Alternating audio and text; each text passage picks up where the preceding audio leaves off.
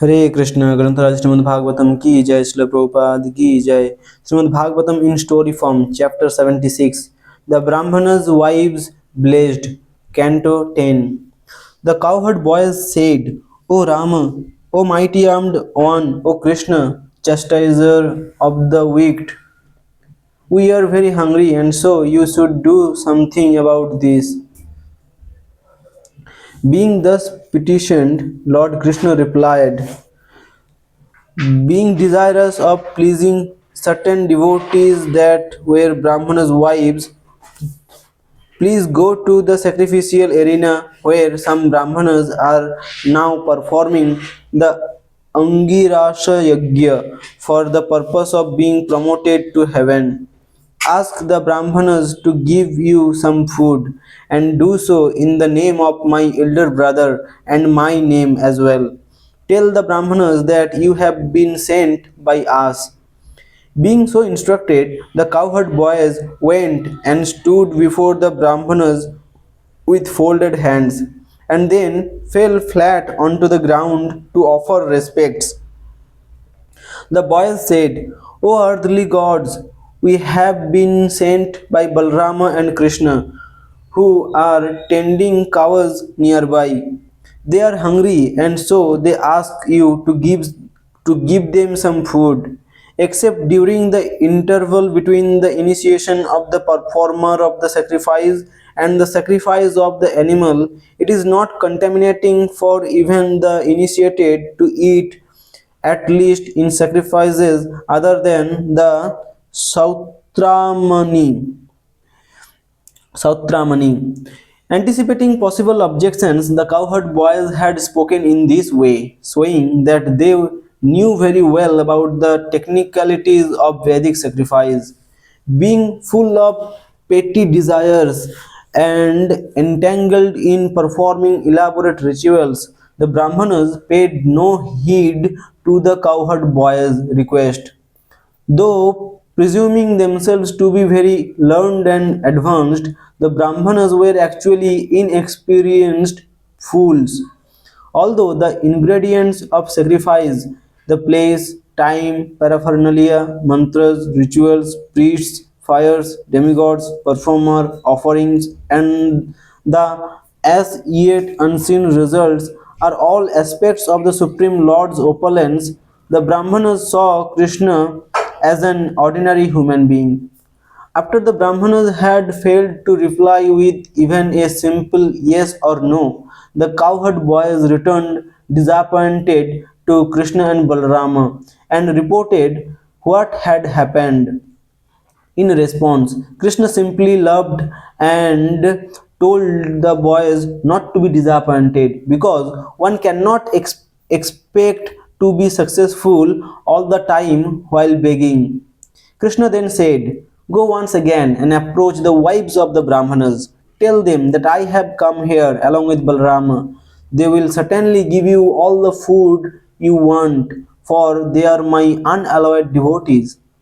Krishna knew that there was no need for the boys to even ask for food. The cowherd boys went to the house where the Brahmanas' wives were staying.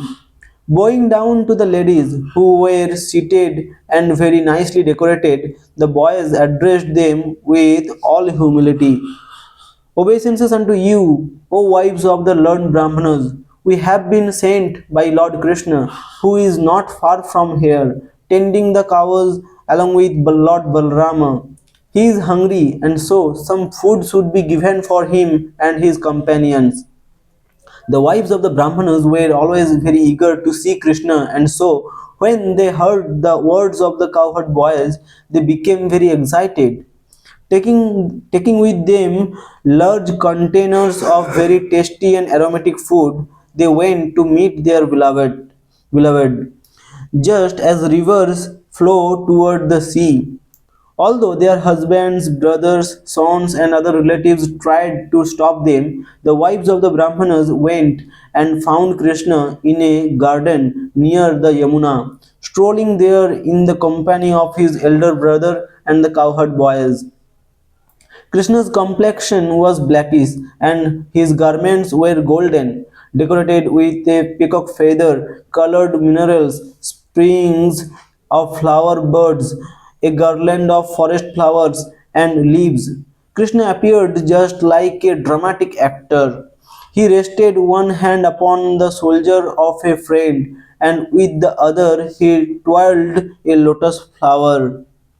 Lilies graced his ears, his hair hung down over his cheeks, and his lotus like face was smiling. The wives of the Brahmanas had heard about Krishna for a long time, and their minds were absorbed in him. Through the apertures through the apertures of their eyes, they took Krishna into their hearts and embraced him for a long time.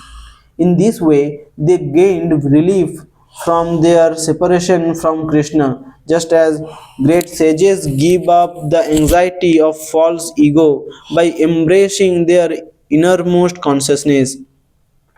Understanding how these women had given up all worldly aspirations to come and see him, Krishna smilingly said, "Welcome, O most fortunate ladies. Please sit down and make yourselves comfortable. What can I do for you? That you have come here to see me is quite appropriate. Certainly, persons who see their own true self interest render unalloyed devotional service unto me, for I am the most dear to the soul. Now you should return to the sacrificial arena because your husbands and householders and need your assistance to finish their sacrifices." The wives of the Brahmanas replied, "O Almighty One, please do not speak such cruel words. Rather, you should fulfill your promise to reciprocate with your devotees.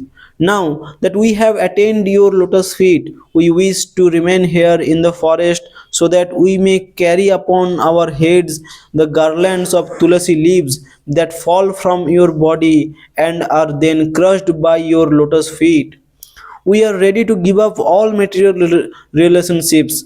Because of coming here, our husbands, fathers, sons, brothers, and friends will not take us back. We have thrown ourselves at your lotus feet, and so please grant us shelter." In this way, the wives of the Brahmanas revealed that they did not expect to become like the gopis, a position they knew to be very difficult to achieve. They desired to remain at some distance and thus have some slight connection with Krishna. From childhood, they had heard all about Krishna from the residents of Vrindavana as well as from common folk. Consequently, they had developed ecstatic love for Krishna and had become indifferent to household duties. The Supreme Personality of Godhead replied, "Rest assured that your husbands will not be inimical to you, nor will your other friends and relatives. I shall personally advise them, and indeed, even the demigods will approve of you. For you to remain in my personal association would not be appreciated by the people of this world. For you to remain in my personal association would not be appreciated by the people of this world, nor would it be the best way for you to increase your love for me. Just fix your minds upon me, and in the near future you will attain me. It is by hearing and chanting about me that love for me develops, not physical proximity. Therefore, please return home." Being thus instructed, the wives of the Brahmanas returned to the place of sacrifice. The Brahmanas did not find any fault with their wives, and together they finished the sacrifice. One of the ladies had been forcibly kept back by her husband. When she heard from the others about Krishna, she embraced him within her heart and gave up her material body so that she could go and join him. Govinda fed the cowherd boys with the food given by the Brahmana's wives, and then he also ate. After the return of their wives, the Brahmanas came to their senses, and with a feeling of great remorse, they thought, "We have sinned, for we denied the request of the two lords of the universe. We are who are appearing as ordinary human beings.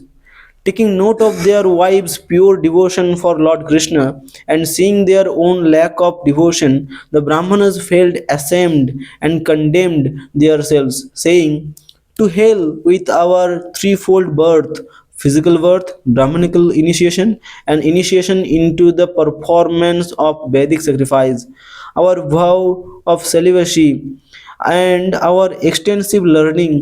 To hell with our aristocratic background and expertise in performing sacrifices. These are all condemned because we are inimical to the Supreme Lord.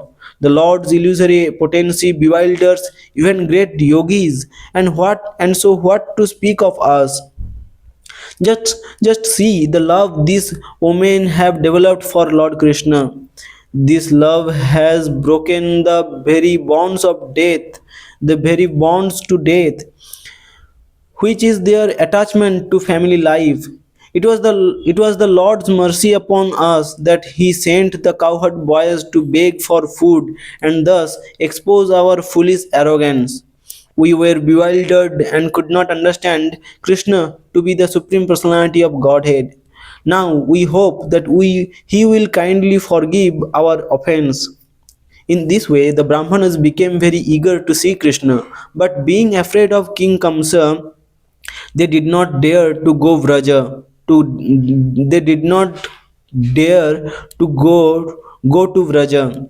Without being completely purified, it is very difficult to fully surrender to the Lord. Hare Krishna. ग्रंथराज Shrimad Bhagavatam की जय, श्रील प्रभुपाद की जय.